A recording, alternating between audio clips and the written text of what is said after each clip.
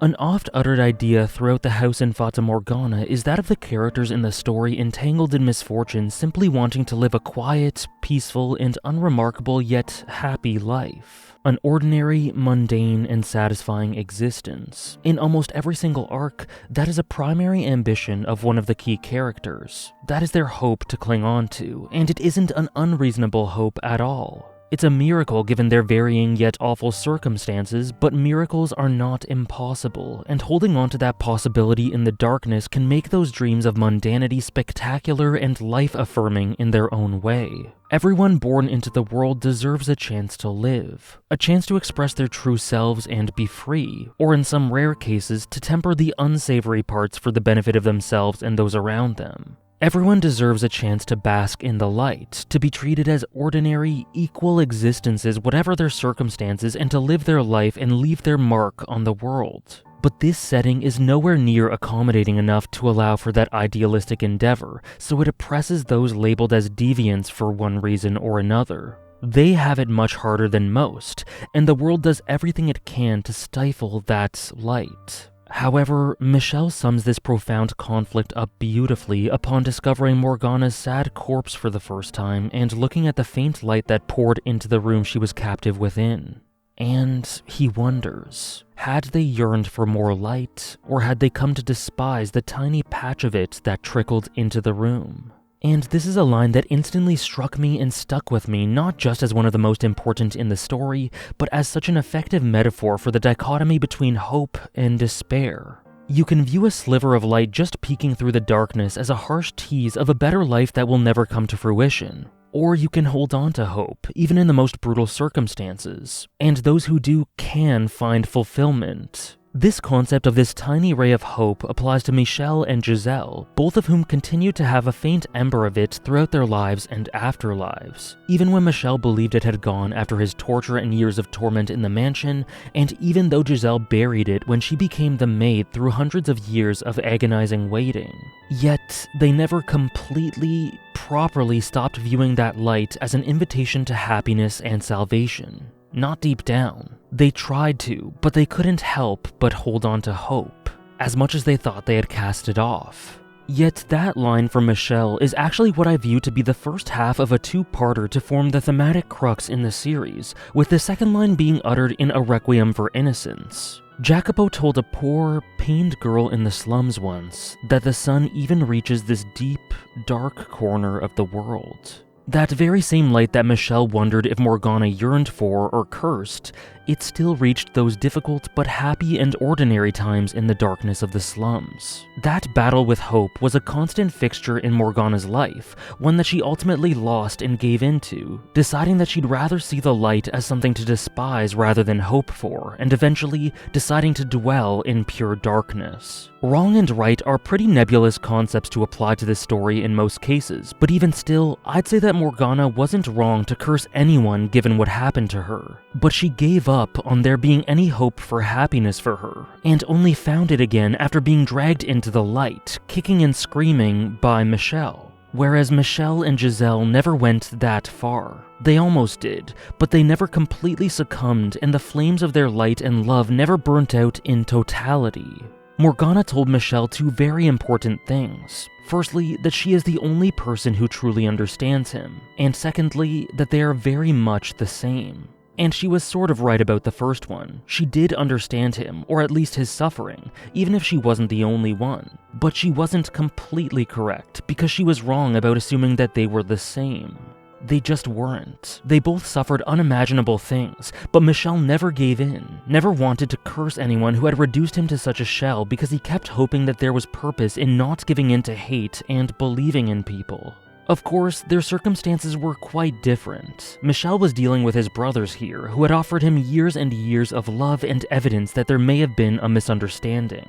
He had much more emotional proof and reason to believe than her, and that is important. But as Morgana herself says, suffering after hope is far worse than just cold and constant suffering. Betrayal of trust and love hurts unimaginably more than not having any of that in the first place, which she herself knows from experience. And if Michel had more evidence of love from his brothers, that makes the pain he felt at their betrayals elevated. I don't believe that much good can come from power scaling suffering, but my point is that what they each experienced had passed beyond a threshold such that I think comparisons between how they reacted are apt. And I don't think that you can really examine Fata Morgana as a story without drawing these contrasts between Michel and Morgana's relationship with that light and deriving meaning from it. While it was buried deep within Michel, he never completely lost sight of hope.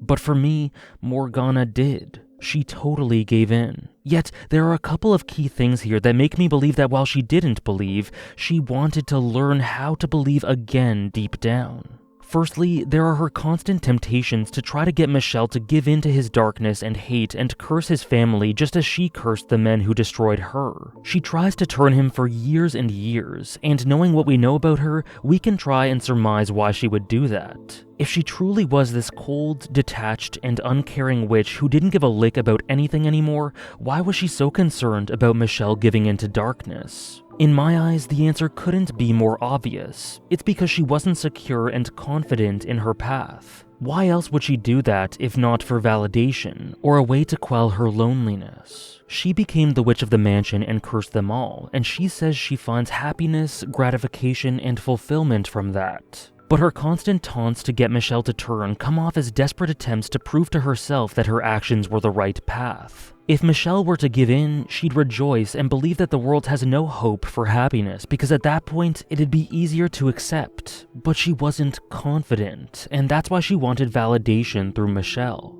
However, he never, ever gave it to her, not once. And so she never felt quite as confident as she stated. And why did she want evidence for her being correct? Because her being incorrect means that it would give her the temptation to hope again. To look at that light again.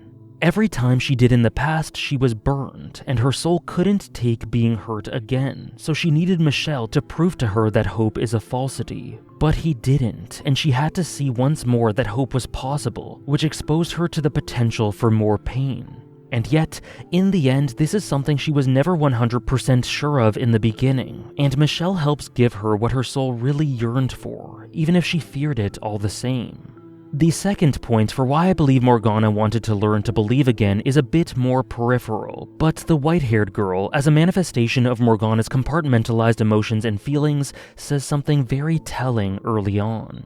In the first door, she tells a story about a girl trapped in a similar room with a similar ray of light, and this is said to be an account of her experiences, but I simultaneously see all of it as drawing back to that pile of bones in the observation tower and her original battle with hope from all that time ago. She never stopped thinking about that light through the tower, and the white-haired girl is a front-loaded display of that through her constant, sometimes ridiculous idealism. Morgana is different from Michel because she gave up, but that didn't bury the idea. She didn't hope for salvation, but extremely deep down, she hoped for the capability of being able to hope again. She was never really suited to not believing in anything as much as she tried, and Michel taught her to believe again.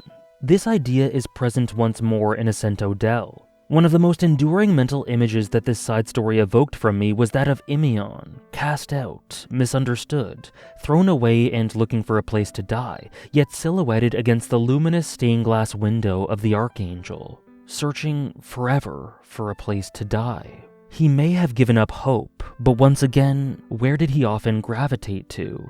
The light, filtering in from that stained glass window. And he was rewarded with a true friend before the end, despite Morgana's taunts. Had they yearned for more light, or had they come to despise the tiny patch of it that trickled into the room? And then if we properly move into Requiem, we can see an extension of this story that both diverges and shares some key thematic parallels with the main story, one of which I've already mentioned, and it obviously all comes down to Jacopo and Morgana. Jacopo is distinct in that he is the one person who is not satisfied with the quiet, unspectacular life I described early on despite Maria's insistence. He's kind, compassionate, and tactful, but not perfect. He can fly off the handle, he can lose his cool, and he can be overly ambitious and tunnel-visioned and stubborn. But he's a deeply soulful person. He dreams of freedom, of toppling the world order and restoring harmony and equality and raising up those who deserve it and have been given nothing. But he aims for the summit for himself, too. Throughout his early adulthood, and after witnessing the conditions of the poor and how heinous the rich can be, he isn't satisfied with just settling. An unspectacular life in the slums seemed like conceding to the unfairness of the world to him, and more importantly, he wanted to show Morgana the happiness she deserved. He wanted to be a hero for her, and so he needs more. He needs to keep going further, and that was his undoing. He lost sight of the forest for the trees. Fervent ambition became a paradoxical, ironic, and harmful obsession. He saw that light, an even more symbolic, abstract, and metaphorical one than the others felt, a light of not just hope, but sheer ambition. And he yearned for more of it, and that became his lonely, maddening, fearful curse that eroded his sense of self, transformed him into the Lord, and inflicted more harm upon the girl he loved than anything he was trying to protect her from. The imagery of a disembodied husk, tortured by a self-inflicted hell, only kept intact by his profound regret mustering just enough coherence to say, "You're just an ordinary girl." To try to comfort her is just beyond words.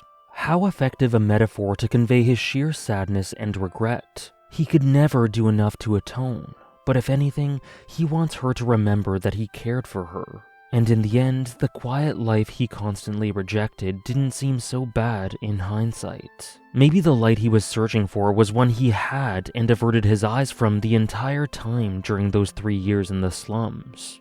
Another main theme of this story that is dwelt upon nearly as much is that of the impermanence of the present. In the very beginning of the game, before we learn anything about anything, Giselle, who we only know of as the maid, shows us a glimpse of the beautiful flaxen-haired siblings, loving children living happily and peacefully without a care in the world. And reflecting on this serenity, she sadly says to us, "I would very much be delighted if we could remain at this point in time. But unfortunately, we cannot. Time continues to flow, impartial and without exception. The beautiful times in our lives are fleeting. We are never truly able to value their importance until they're gone, and that's just the nature of things. The innocent present, where we feel like we can live and laugh and love forever. For Mel and Nellie, for Michelle and Giselle, for Didier and Georges, for Maria and Gratienne, and for Jacopo and Morgana. Circumstance and evil and bad choices and regret tore these memories asunder, but they always existed. And in remembrance, they are not an illusion or lie. They are not immaterial, and they are invaluable. And being able to have the strength to see the value in those times despite them being long gone, to look past a deep darkness and into the future, that is the key to moving forward. Morgana's parting words with Jacopo are not the cold, uncaring dismissal she so wanted to present to him. She wanted to move on and leave him by the wayside, but she couldn't. Instead, she tells him that she hates him, and that is the opposite of moving on. It's fixating on him, and hate and connection can become blurred at times. Knowing the truth, she simply cares too much to dismiss him and forget. She can't forget him, and her saying his name as he asked of her is an acknowledgement of his feelings. Her hating him but not forgetting the decent slave boy, and her calling him by his name, it's the most she can do, and it's the most that Jacopo can ask for. And so he can now move on, perhaps into an era where he can be at peace, perhaps maybe being able to find that unspectacular life that he spurned. And connecting back to the first theme, the light that became his curse now had the possibility of becoming his salvation. Because through what Michelle taught her, Morgana was able to find a semblance of peace and light removed from her hatred, which helped her to approach this not as a witch, but as a hurt and conflicted young woman just following her heart. Forgive me for the abrupt transition, but I just couldn't finish writing this video without paying a bit of a tribute to one of my favorite musical tracks in the story and one of my favorite songs ever. Accento del, the song, not the story I mentioned earlier, although the story is great as well, is so easily one of my favorite things about Fata Morgana. That song alone gives the house so much presence and atmosphere, so much mystery while having such a serene aura. It feels like I'm literally walking the halls of the mansion every time I'm listening to it, and all the different layers to it add so much. The whispers of Morgana trying to tempt Michelle to become like her give it that haunting feel, but at the same time it hits those really deep emotional notes associated with the story and characters, including Imion, of course. Sorry for the nonsensical ramble, but my point is basically that it makes me feel so many things. All of the pain, tragedy, and beauty of all the stories. I feel like I can feel the weight of everything that the mansion has experienced through it, and most prominent among all of it, amidst the ominous bells, the haunting whispers, and the pensive and brooding feel. To me, the most impactful parts of the song are the hopeful, emotional notes that emanated throughout the house no matter how much misery it endured. Despite the amount of pain in this story far outweighing the amount of light, there is a reason that Fata Morgana's lasting impact is one of extremely powerful hope. Many thanks for listening.